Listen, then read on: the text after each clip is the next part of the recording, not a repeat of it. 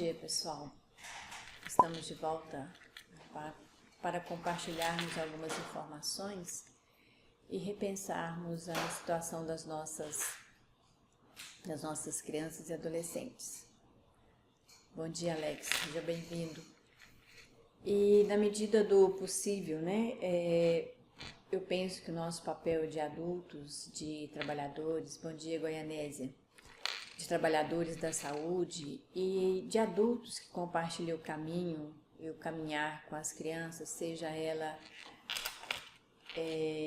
qualquer grau de parentesco ou não parentesco, o meu pensamento é de que somos todos responsáveis pelas crianças, independente do laço consanguíneo.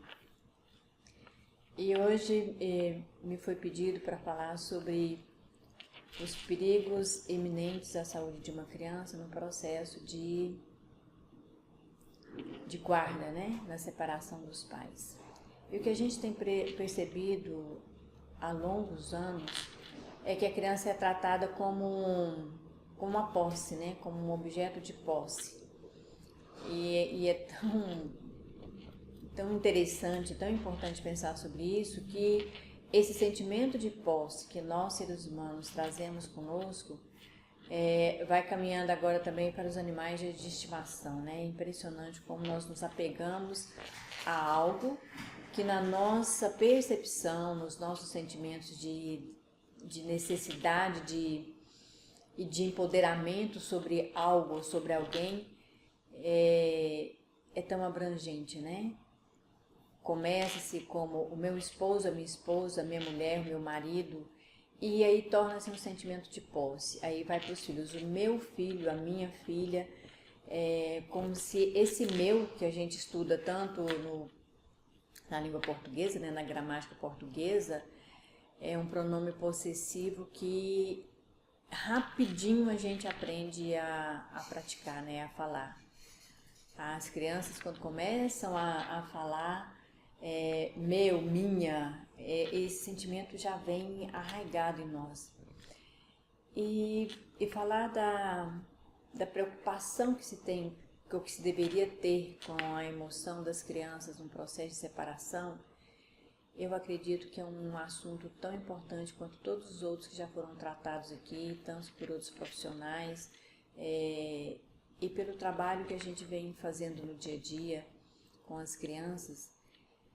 E a preocupação que eu também tenho com relação à dificuldade que se tem da criança chegar a um acompanhamento psicológico, com acompanhamento jurídico, considerando valores e burocracias que ainda faz parte do nosso movimento de ser humano na história. Mas nas pesquisas, e no trabalho que a gente acompanha no dia a dia com as crianças, nós percebemos quão são frágeis e o quanto nós adultos também estamos fragilizados no acompanhamento do desenvolvimento da criança. Na semana passada nós falamos, nas omissões que nós temos frente à criança, ao seu comportamento, às suas necessidades, e quando se trata da separação dos pais, da ruptura de vínculo parental, isso traz mais transtornos ainda para a criança, considerando as omissões que são tantas que ainda nós adultos não conseguimos trabalhar com isso. Quando eu digo trabalhar, é o nosso interior, em função de que nós temos uma fragilidade imensa ainda dentro de nós. A crise externa pela qual passamos entra em choque com a nossa crise interna, nossa crise existencial em todos os sentidos.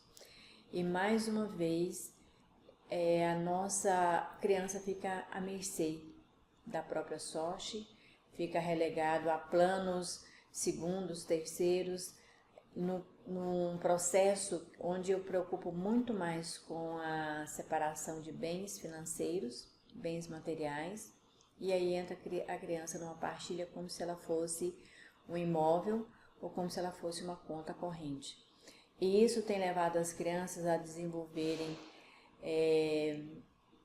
comportamentos e sentimentos tão confusos que isso vai repercutir na sua vida adulta sempre, né? Nós já falamos várias vezes o tanto que nós somos consequências do passado.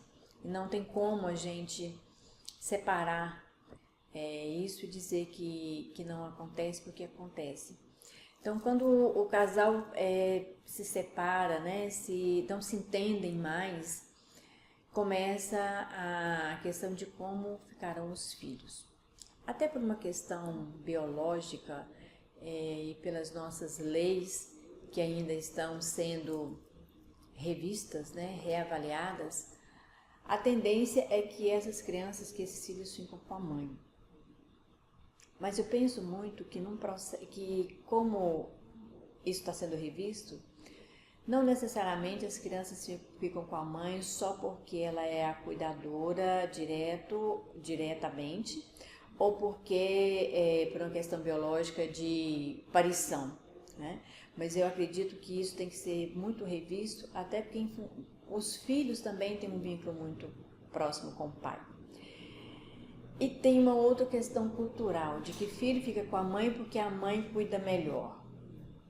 Abrimos aí parênteses, travessão, colchete, todos os sinais de repensar. Porque em função da evolução que nós temos percebido, não necessariamente a mãe é a melhor cuidadora, né? E isso passa por processos emocionais das próprias mães também. Nós vamos encontrar pais que são tão bons cuidadores, independente da questão biológica de parir, né? Mas de ter uma gestação, de carregar, porque se nós pararmos e pensarmos que o processo de gestação também envolve o pai, nós vamos repensar muito das nossas questões de padrão cultural, de que mãe é o melhor cuidador e que o pai não é o cuidador. E vamos encontrar também em grande número que os cuidadores nas separações do casal são os avós, né? Porque o pai ou a mãe precisa continuar trabalhando e essa criança ela vai ficar assim com os avós ou com os tios ou com o padrinho, ou seja, a guarda que determinado genitor ganha judicialmente, ele também não vai ser o cuidador diretamente 24 horas, porque ele vai continuar trabalhando. Então tudo isso tem que ser revisto. Será que a guarda ficando com o pai ou com a mãe, esses avós têm a mesma condição emocional, psicológica, financeira ou de cuidador de ficar com essa criança? Então tem uma série de eixos que se interceptam nesse processo que tem que ser revisto. E nós vamos encontrar algumas falas, né, que os próprios avós às vezes também são contra a permanência da criança com um determinado genitor.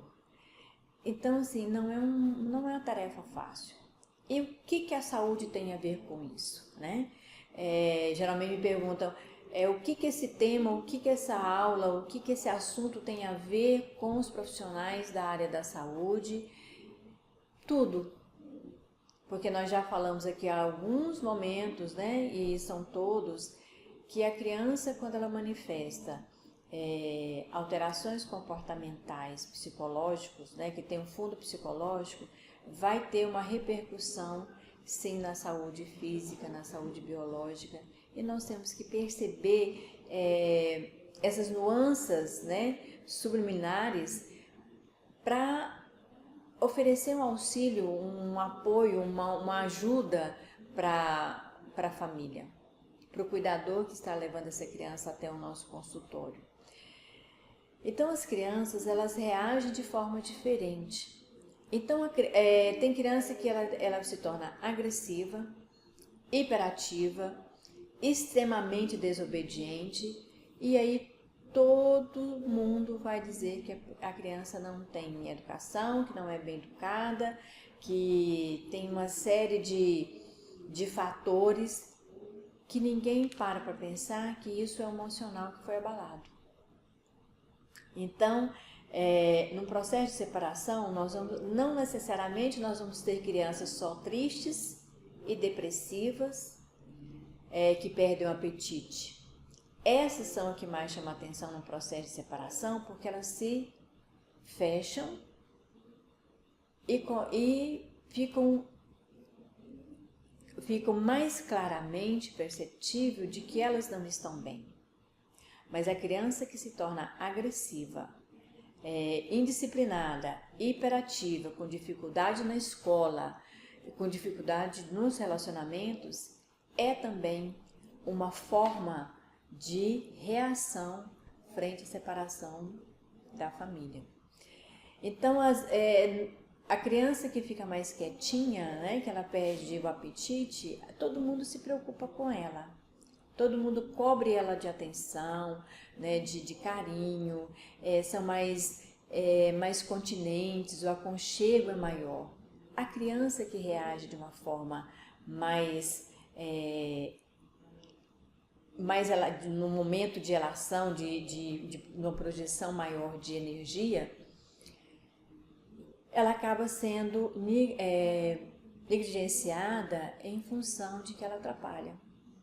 A criança indisciplinada, hiperativa, agressiva, ela é um ser que atrapalha a convivência dos outros.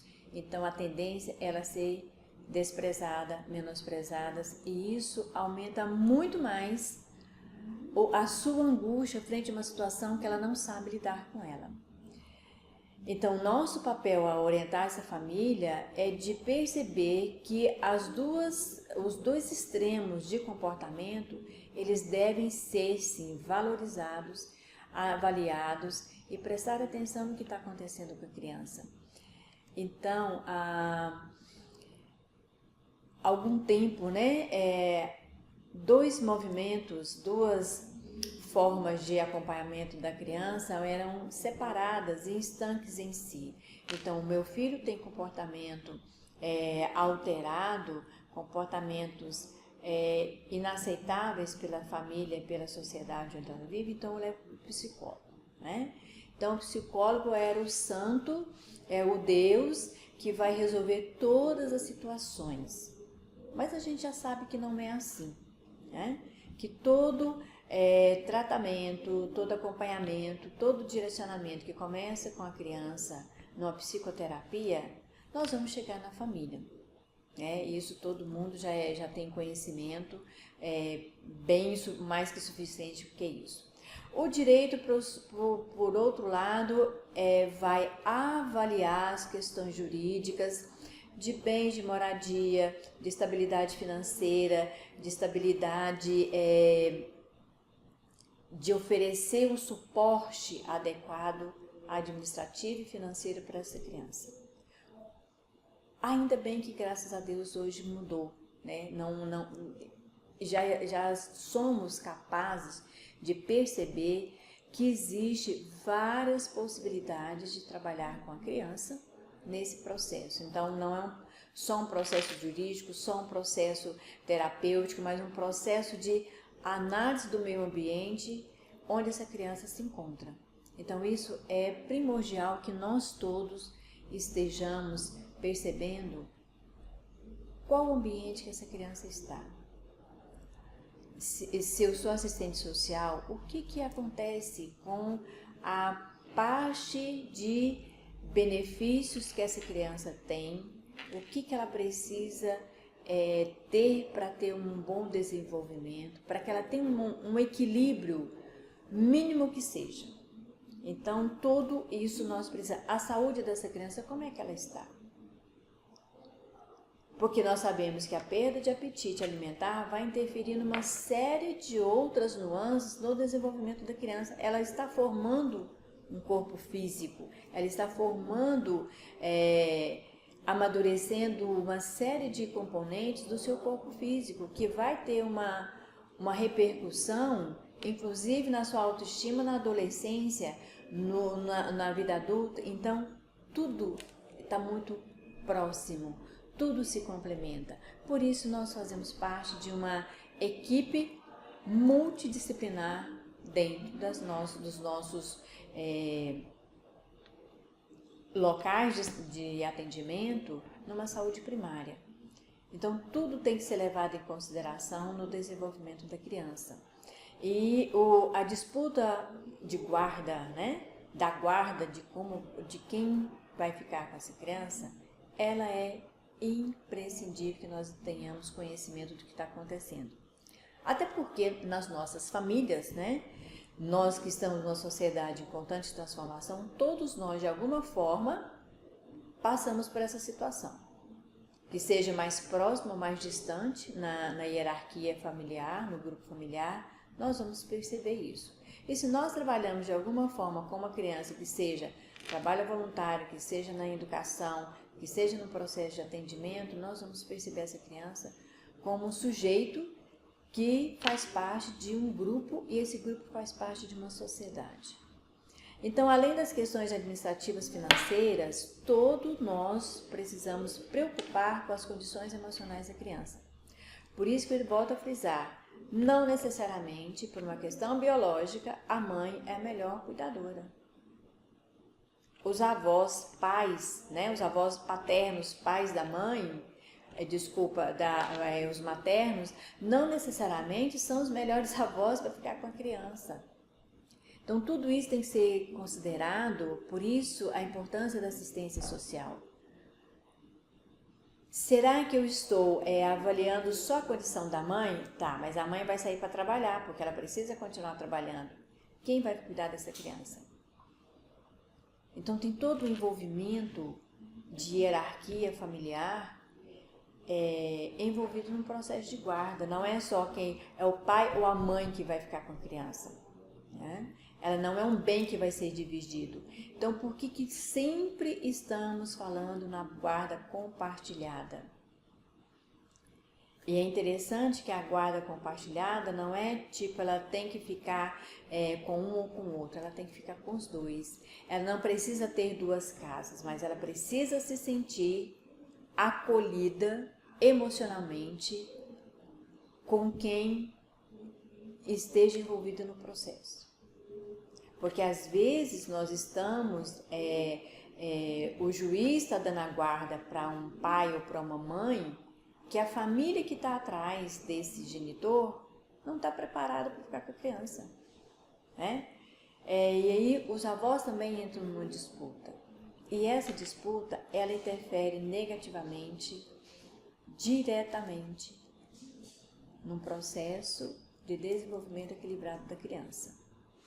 Então, todos nós sabemos que o processo de separação é super delicado. Se é para os adultos que vão sofrer a separação do outro, que seja por uma traição, que seja por uma incompatibilidade de gêneros que descobriu que não se entendem mais, eu que vou perder a companhia do outro vou sofrer. Agora, imaginemos nós a cabecinha de uma criança de 3 anos, 4 anos, que ela não sabe por que o pai não vai voltar para casa, ou por que a mãe não vai voltar para casa. Por que eles não estão vivendo conjuntamente. E nós vamos encontrar também separações que os filhos vão dar graças a Deus porque os pais separaram. Mas também eles se sentem culpados porque na hora de discutir com quem fica com quem, eles começam a pensar no íntimo deles. Se eu não tivesse nascido, não estaria acontecendo isso. E às vezes eles não verbalizam isso. Mas num desenho, numa redação, numa história que eles criam, eles matam uma criança que é essa criança que existe. Então, o processo terapêutico de uma criança que se sente culpada pela separação dos pais ou pela briga com quem ela vai ficar é ao mesmo tempo fantástico a percepção dela, mas muito triste a conclusão que ela chega. Então, a relação parental dos filhos com os genitores, ela é fundamental para uma saúde na vida adulta. Então, discutir o aspecto jurídico, emocional, financeiro, estrutura física adequada, é uma coisa muito complexa e muito que envolve sentimentos de perda de segurança, de confiança, de importância na vida das pessoas, né? Se eu não sou importante para o meu pai, se eu não sou importante para minha mãe, para quem que eu vou ser importante? São questões que nós ouvimos das crianças quando elas conseguem verbalizar. E quando elas não conseguem? Nós já sabemos que nós temos uma camada inconsciente onde nós vamos jogando tudo para lá debaixo do tapete, guardada as 7 chaves de coisas que a gente não quer lembrar. Mas no momento de explosão de sentimentos guardados, isso vem à tona. É onde nós percebemos na vida adulta sofrimentos que nós não sabemos de onde vem. Mas por quê? Porque os nossos fantasmas se afloraram. Então não nos enganemos de que a criança pequenininha, ela não vai lembrar da separação dos pais. Ela não vai lembrar neurologicamente, numa memória que ela consiga verbalizar. Mas esse trauma internamente, ele já está lá, ele já guardou. E quem fica com a guarda dessa criança, ela tem um papel quase que de super-homem, de mulher maravilha, porque ela tem que suprir, né? É cobrado dela e ela também se autocobra de desempenhar os 2 papéis a contento, quando nós sabemos que isso não é possível, porque nós precisamos de ter um modelo masculino e feminino na nossa vida, seja ele desempenhado por qualquer outra pessoa familiar.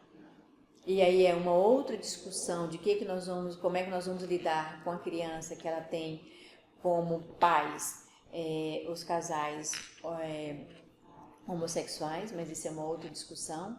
Mas nós precisamos de ter um modelo de homem-mulher, até porque nós somos a junção desses 2 componentes.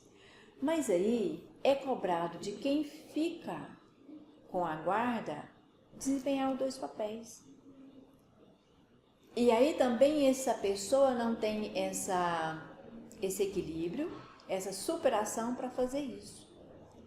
Então a gente acaba entrando num redemoinho de conflitos onde a criança é a mais prejudicada.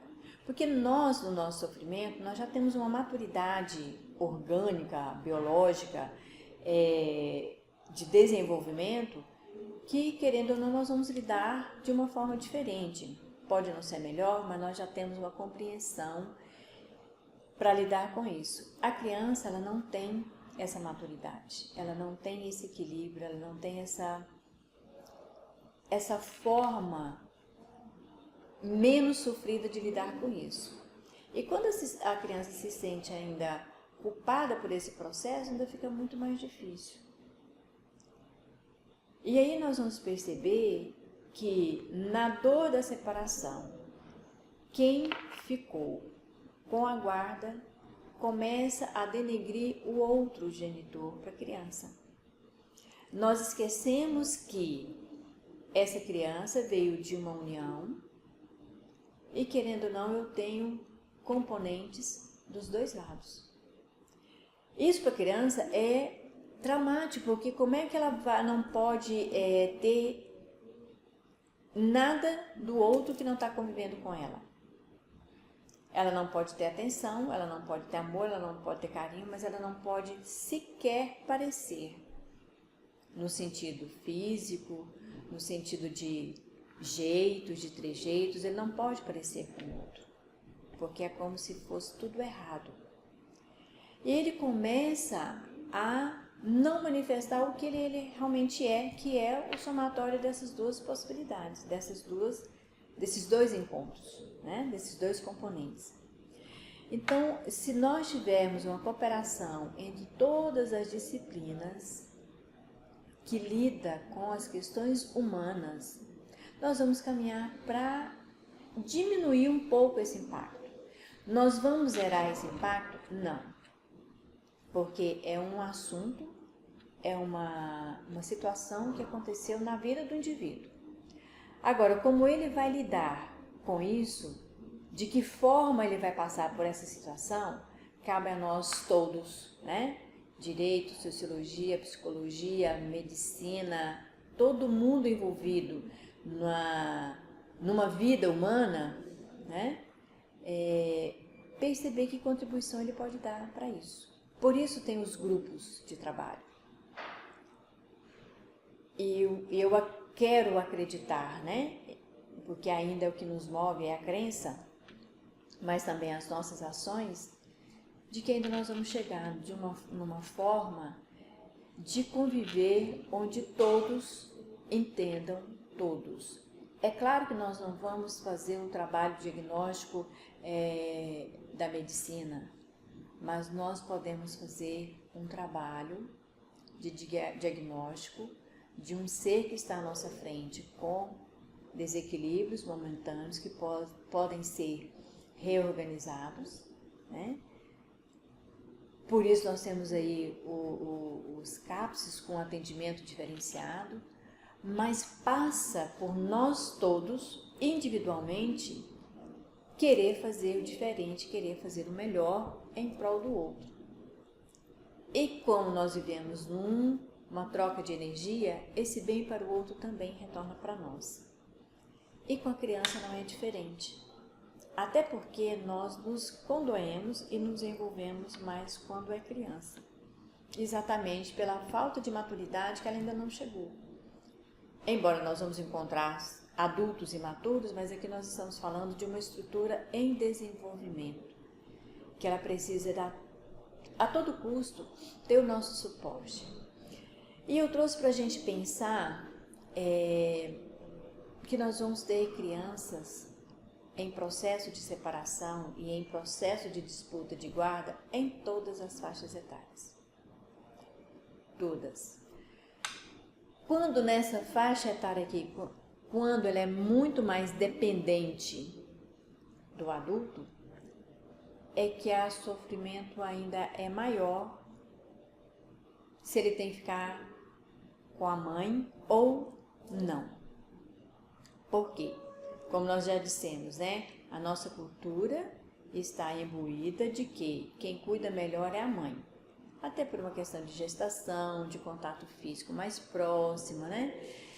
Do processo de parir. Então, criou-se esse padrão que a mãe é a melhor cuidadora.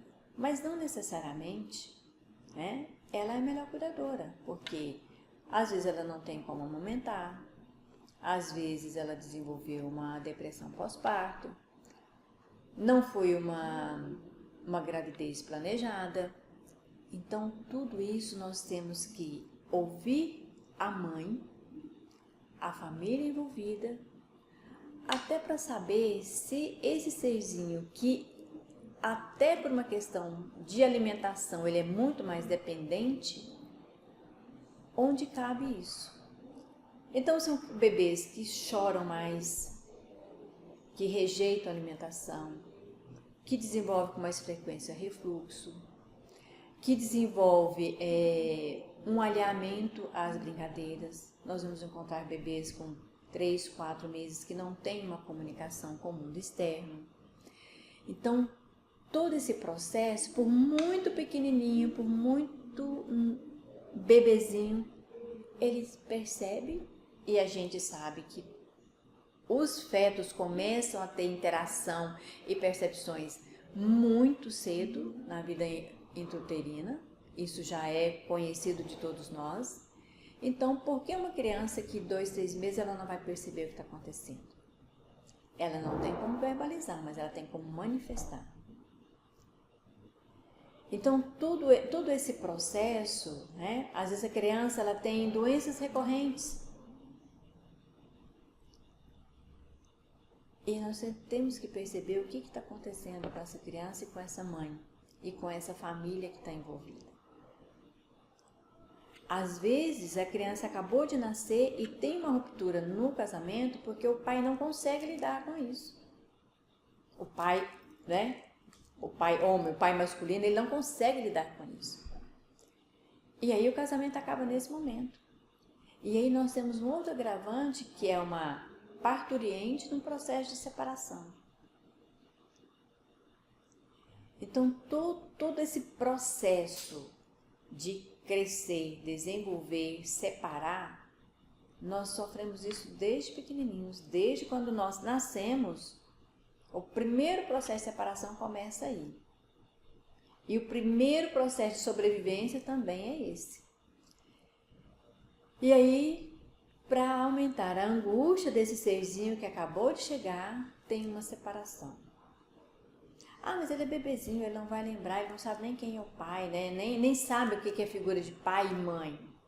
Mas ele tem um sentimento, ele tem uma energia que se completa e que movimenta com a outra energia.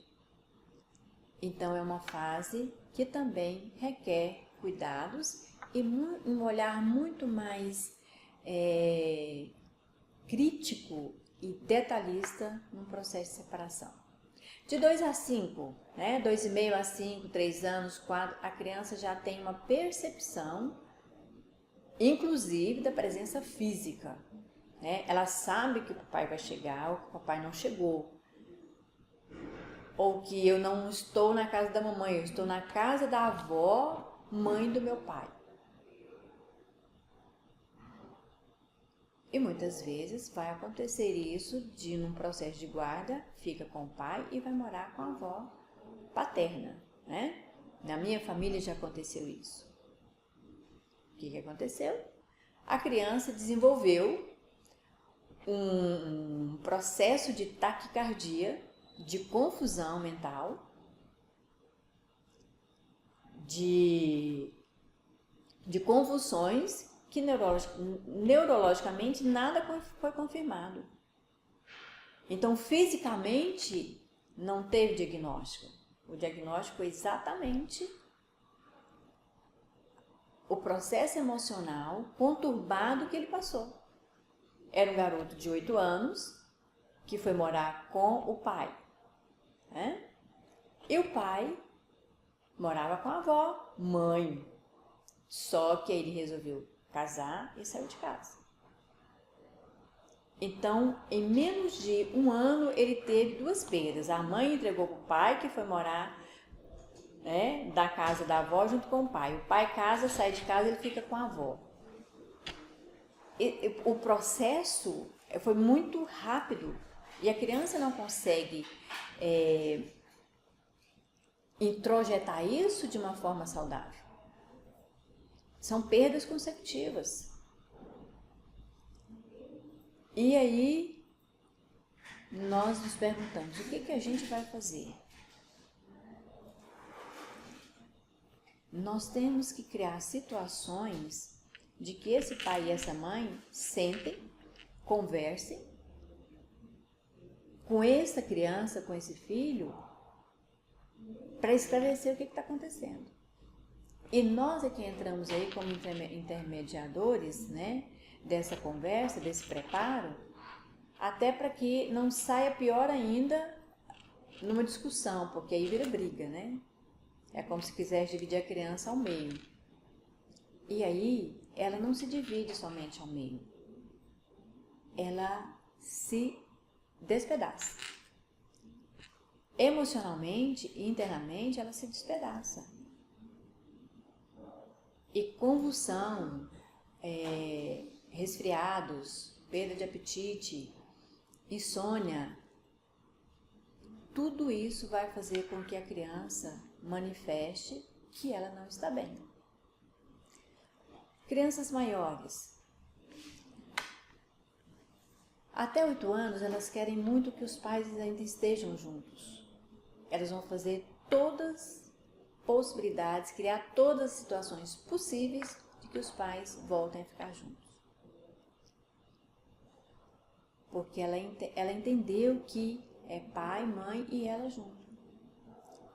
Então ela começa a dizer que não está bem, que ela está triste, vai interferir sim no relacionamento futuro dos cônjuges, né, dos genitores que estão separados.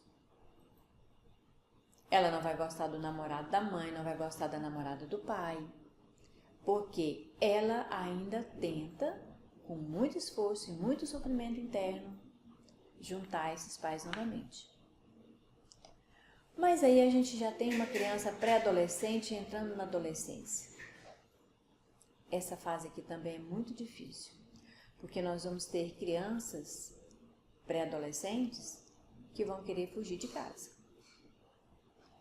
Se afastar daquela situação e daquele ambiente que ela não consegue ter controle, que ela não consegue entender, e como ela já sabe o que está acontecendo, ela vai procurar uma saída. E essa saída pode ser sair de casa. Principalmente nas situações onde existe uma pobreza. Porque ele começa a entrar em contato com amigos na escola, que também têm as mesmas situações, e eles começam a formar grupos,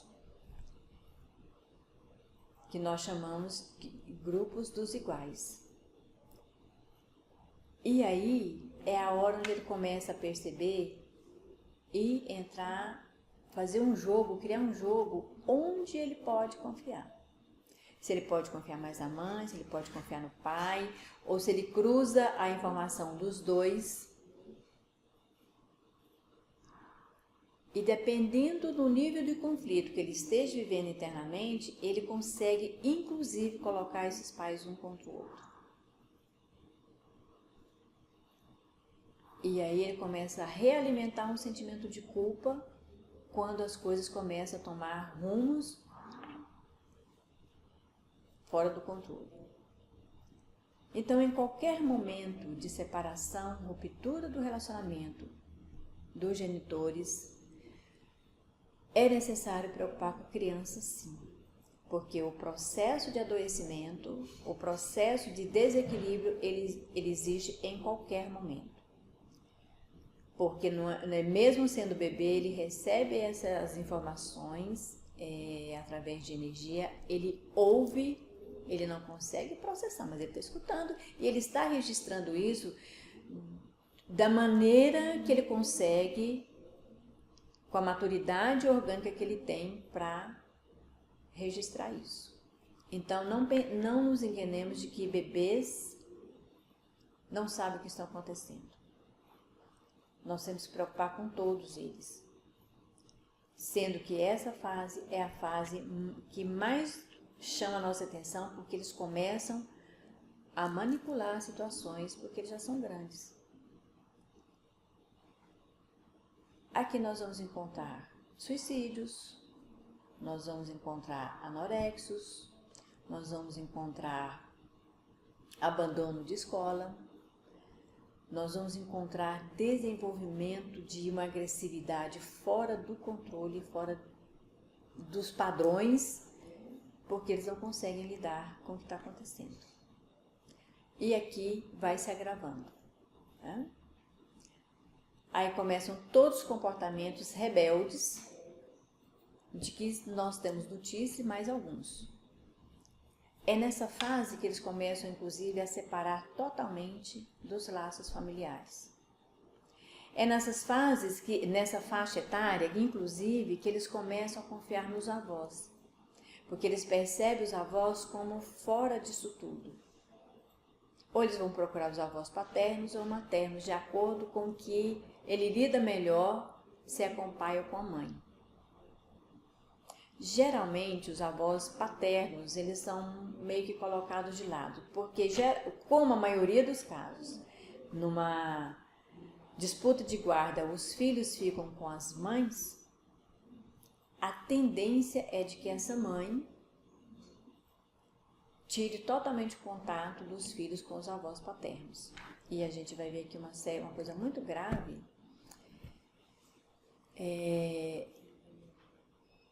da relação parental. Então, nós já falamos algumas coisas com relação à insegurança, sentimento de solidão, carência, rejeição. Rejeição mesmo, né? Eles se sentem, porque se eu sou rejeitado pela minha mãe e pelo meu pai, eu vou ser importante para quem? Quem é que vai gostar de mim? Quem é que vai ficar próximo a mim? Doenças psicológicas é o que nós mais temos nos nossos consultórios. E claro, eles vão chegar nos consultórios médicos em função da somatização. Angústia. A criança, ela verbaliza, quando ela consegue, ela fala assim, eu estou sentindo uma coisa ruim aqui, a minha barriga está doendo. Nós sabemos que não é a barriga que está doendo, nós sabemos que é uma opressão, porque a gente fala, meu coração está doendo, né? Meu coração não está bom, eu estou com mau pressentimento. E a criança verbaliza isso. Então, quando a criança fala que ela é como se a dor fosse para a barriga, né? Porque a barriga está muito próxima dos pulmões, do tórax, então ela não consegue separar fisicamente aonde está a dor. Então, quando, né? Converse com essas mães, com esses cuidadores, quando a criança está falando em dor na barriga, ela está angustiada. Ela está caminhando por uma melancolia, por uma tristeza que ela não consegue saber o que é, ela não consegue dizer isso, né? Então, o que chama a atenção da família que está cuidando, né, do cuidador? Ela não quer comer. Nossa, aí é alerta geral. Só que até ela não querer comer, ela começar a enjeitar a alimentação, já passou um tempo, né? Então, a angústia da criança, ela se manifesta dessa forma, só através de dores, de hiperaltices, de hiperatividade, de desobediência, de gritos. Então, é assim que ela manifesta. Episódios de anorexia e insônia, né? A dificuldade de sonos agitados, os famosos pesadelos. Aí tem família que fala assim, ah não, isso aí é coisa de criança. Não, não é coisa de criança, é coisa de criança, sim, de criança que não está bem. É um outro modelo, né, de cultura que nós temos, que tudo é coisa de criança. Não, é coisa de criança que não está bem, então vamos ver o que está acontecendo com ela, né? Vamos ouvir essa criança, vamos observar, vamos prestar atenção nas brincadeiras dela. Mas hoje não tem mais brincadeira, né? A criança fica o tempo todo no tablet, o tempo todo no smartphone, o tempo todo numa coisa eletrônica. Vamos perceber como é que ela está reagindo a isso? O Cleverson está dizendo pra gente que a base da sociedade de fato é a família, e o que vemos hoje são famílias desestruturadas, formando assim pessoas, crianças doentes da alma. Nós estamos todos, Cleverson, doentes da alma. E cabe a nós procurar essa cura, né? Cabe a nós nos sararmos para cuidar da criança. Só que assim, não dá pra gente parar, cuidar da gente, ficarmos bons para cuidar da criança. Já usei esse exemplo aqui de um amigo que eu acho ótimo, essa frase dele. Nós temos que pintar o avião voando. Nós temos que nos consertarmos e caminhar com a criança. E se a gente perceber, a criança, ela traz resposta para nós. O grande problema é que hoje nós não observamos a criança, a gente não presta atenção na criança, porque nós estamos tão imbuídos com os nossos sofrimentos, com as nossas fragilidades, com os nossos, com o nosso corre-corre da vida, para uma questão de sobrevivência, que a gente não presta atenção na criança. Às vezes a criança, ela traz uma resposta para nós de um mal que nós estamos sentindo, de uma situação que a gente não tem saída, e a criança traz a resposta. E às vezes nós precisamos sentar com essa criança e conversar com ela, ouvi-la e dar o nosso feedback e dali sair curar a alma dos dois. Então o que a gente mais vê é dificuldade de relacionamento, inclusive com outras crianças. Por quê? Porque nós estamos doentes da alma. A definição do Cleverson foi perfeita. A nossa doença é alma. Nós estamos doentes sim, porque falta dinheiro, o combustível subiu o preço, os nossos governantes não sabem muito bem o que estão fazendo, nem com eles, porque eles estão criando uma situação difícil também para eles. Eu acredito dessa forma, né? Mas é outro assunto. Mas nós também não sabemos como é que a gente está fazendo. E aí, a gente começa a ficar doente na alma mesmo. É quando a gente fala assim, Nossa, hoje eu estou sentindo uma dor que eu não sei onde que ela começa. E é realmente assim. Porque a alma, ela é fluida. Aí quando a gente não sabe mais onde está doendo, dá um jeito de canalizar a dor. Para a nuca, para a coluna vertebral, para os braços, para as mãos, para os joelhos, né? Para as pernas, para o estômago. Aí a gente começa, né? Aí a gente começa a somatizar, porque a gente não cuidou da alma e a alma uma hora ela vai pedir socorro. Como é que ela pede socorro? Mandando para o corpo o que está acontecendo com a gente. E aí a gente começa a ficar doente. E a criança é assim. A criança ela adoece tanto quanto nós. Já disse várias vezes aqui, a diferença entre nós e a criança é só a estatura e anos vividos. Só. O restante, a criança é idêntica a nós. E nós vivemos uma projeção de mão dupla. Nós projetamos na criança todas as nossas preocupações, a nossa ira, a nossa cólera, a nossa incapacidade de lidar com os conflitos, e ela projeta em nós uma necessidade de confiança, uma necessidade de ser aceita, uma necessidade de segurança, uma necessidade de dizer, olha, eu estou aqui e preciso de ajuda. Medo de ser abandonada. Já perceberam aqueles colegas que eles não conseguem, colegas de trabalho mesmo, adultos, né? Eles não conseguem ficar sós, eles precisam da presença de alguém, eles precisam de se sentir elogiados o tempo todo, reconhecidos o tempo todo, eles precisam de conversar o tempo todo. E começou aqui, ó. Lá na gravidez, que não foi planejada, eu comecei a sentir rejeição. Então eu vou ter medo de abandono na minha vida adulta. E isso só vai agravando quanto mais eu fico velho, porque o velho na nossa sociedade é deixado para lá. Então nós vivemos extremos que precisam de ser cuidados, criança e idoso. Porque os dois são somatórios de uma vida que a gente tem aqui no meio. Então as crianças, elas passam por prejuízos e não são só escolares. Lá na escola não vai ser aprovada, não vai conviver bem com as crianças, não tem compreensão do que está sendo repassado. Ela já saiu de casa sem a educação básica de convivência. E aqui ela não vai conseguir ter o interesse e o desenvolvimento acadêmico necessário para cada fase. E aí a gente realmente vai adoecendo e adoecendo. Porque precisou criar uma lei, como bons criadores de leis que somos para as coisas básicas, né? E que deveria fazer parte do nosso dia a dia. Fomos lá criar uma lei, alienação parental. A coisa ficou tão grave de que eu falo mal do pai do meu filho o tempo todo e falo mal da família do pai do meu filho o tempo todo, que precisou de virar a lei. Pensa bem, se nós não estivéssemos tão adoecidos da alma, nós não falaríamos mal das pessoas o tempo todo. Nós fazemos isso no ambiente de trabalho, nós fazemos isso na nossa família, e aí a gente só vai propagando energias que não são saudáveis. Então criou-se a lei da alienação parental. Recente, né? Foi ontem, 2010. Por quê?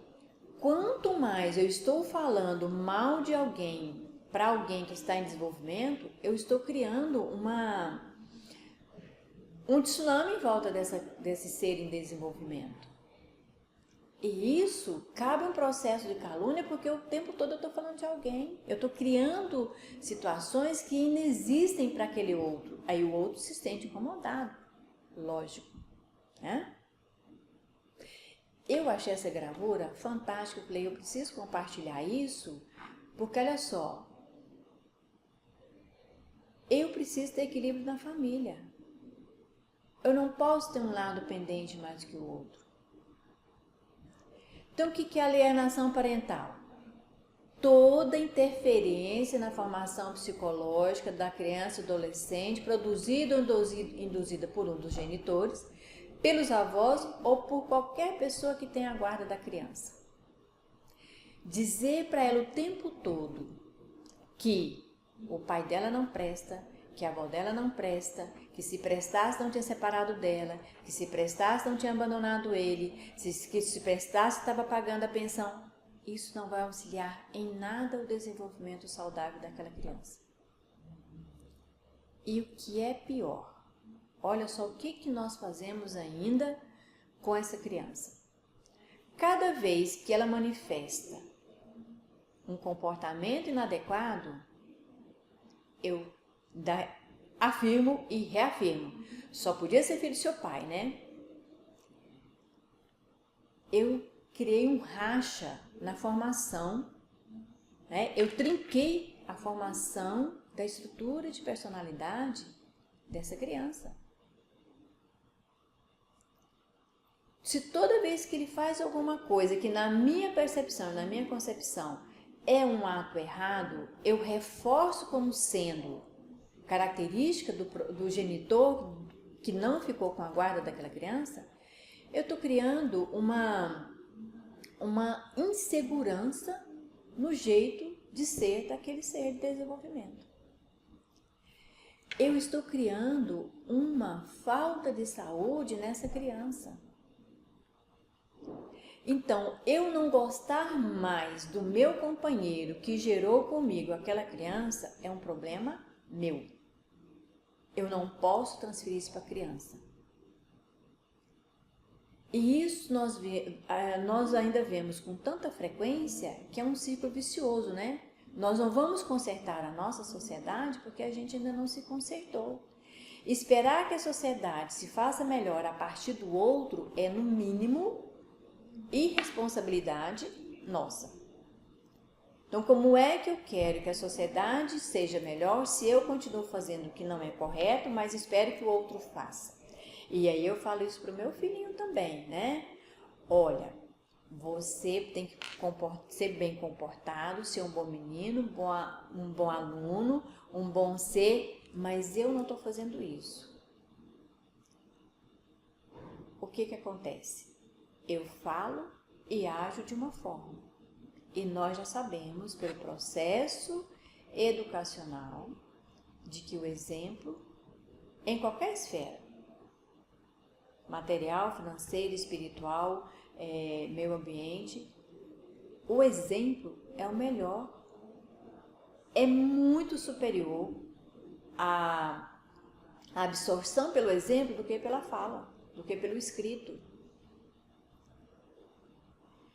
Então eu preciso ir modificando as minhas doenças da alma para que a alma daquela criança que convive comigo também seja saudável. E aí eu preciso ter lei para isso, né?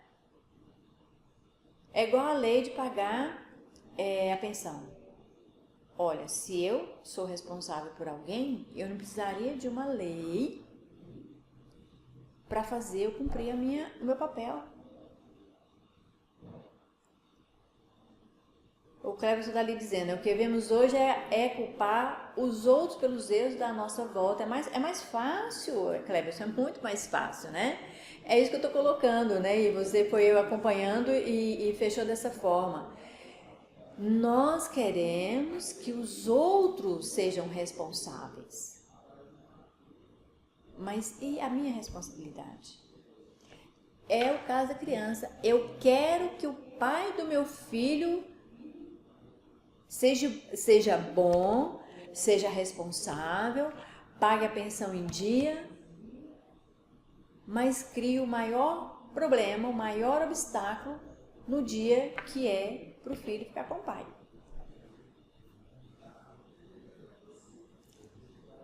Principalmente se o pai começa um outro relacionamento, aí acabou.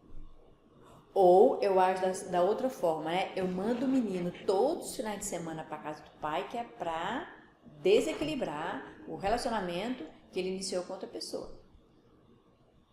Mas se eu quero um final de semana tranquilo, Aí eu, pai, peço para a mãe ficar com a criança porque eu quero sair, eu quero me divertir.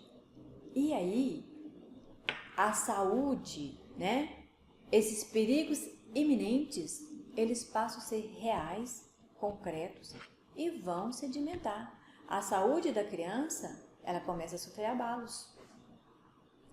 E aí cria-se essa lei. Porque essa lei, né? Ela foi criada para evitar algumas síndromes. E a voz é bom para fazer essas coisas, né? Principalmente a avó materna.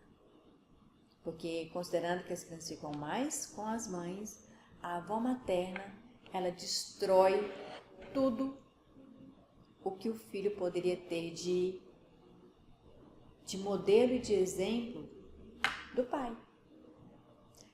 Realizar a campanha de desqualificação da conduta do genitor. Mas também pode acontecer o contrário. A avó paterna fala da mãe para a criança. Nós não lembramos, nós sempre esquecemos de que nós estamos lidando com uma pessoa que está formando os valores de vida dela. Então ela precisa de ter somatório de coisas boas. O que ela tem? Somatório de coisas ruins. Por isso que ela vai desenvolver rejeição, medo de abandono, desconfiança, insegurança. Nada perto dela é bom. Nada perto dela é bom. E aí, ela não sabe em quem ela confia. Aí ela se fecha. Aí ela começa a desenvolver uma depressão. Ou então, ela começa a desenvolver uma agressividade, que é a arma que ela tem como lidar com todo mundo. Lutar para sobreviver. Então, dificultar o contato da criança com quem ela tem que estar. Ficar o tempo todo falando mal do outro.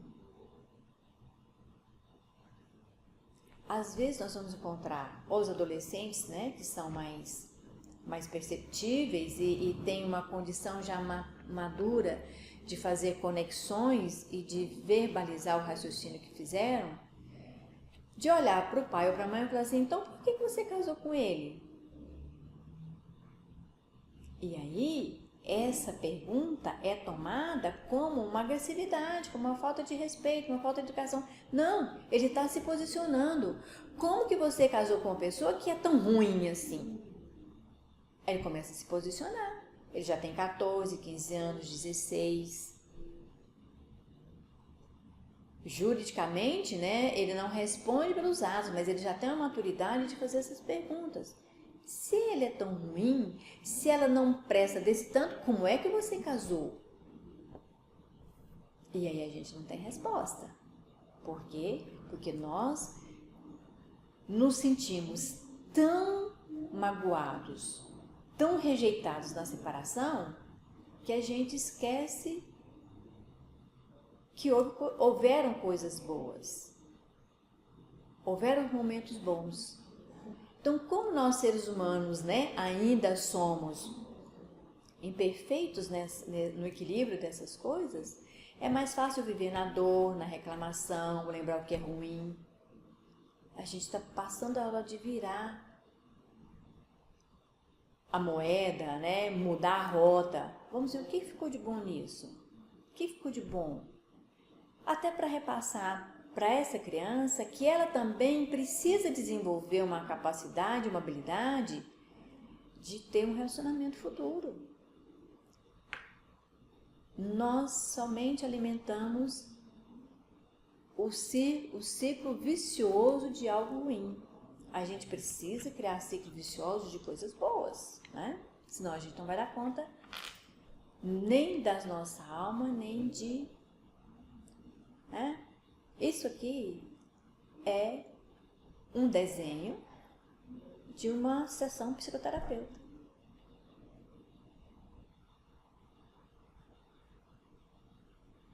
Não precisamos nem cumprimentar, né? Dispensa comentários essa expressão. Nós não precisamos ser experts para imaginar, para perceber como está esse sentimento, esses pensamentos, esse sentimento que vem para fora.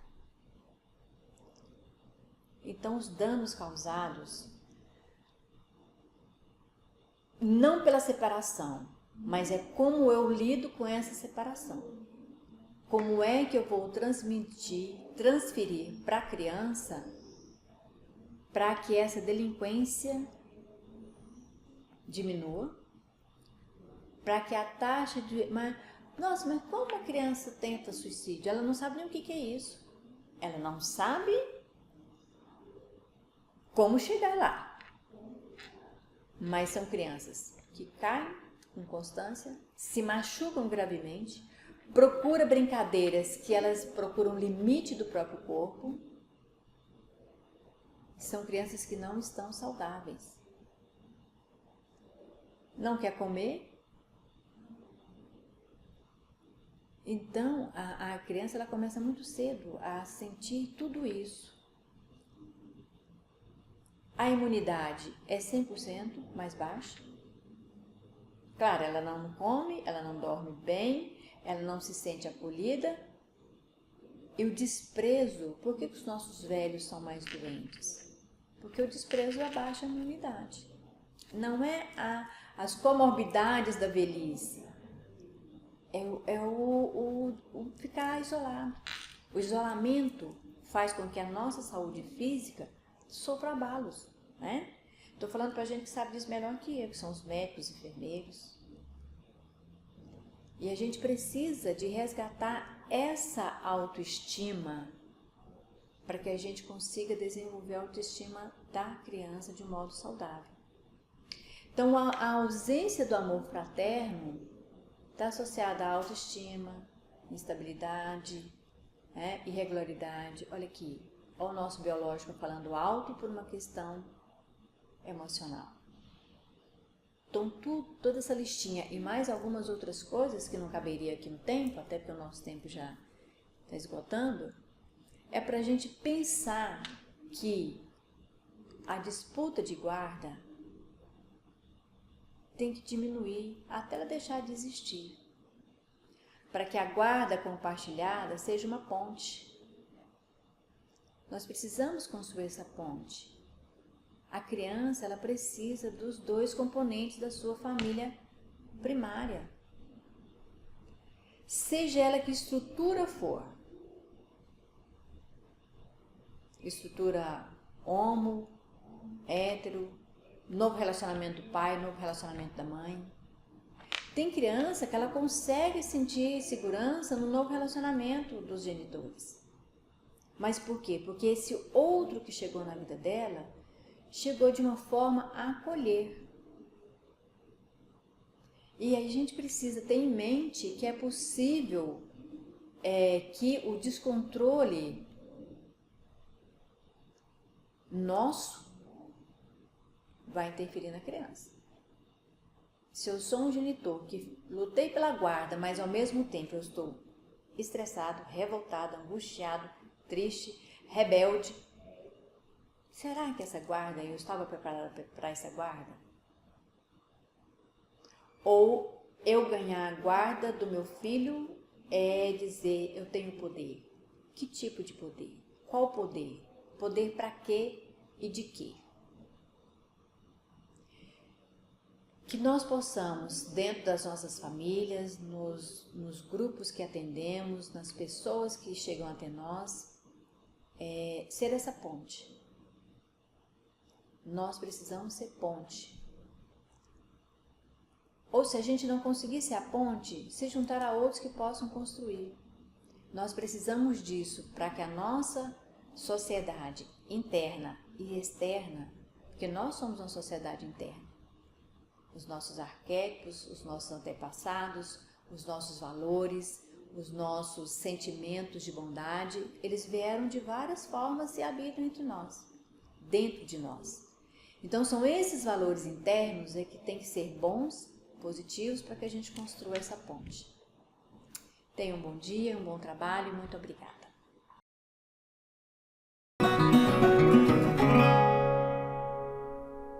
Música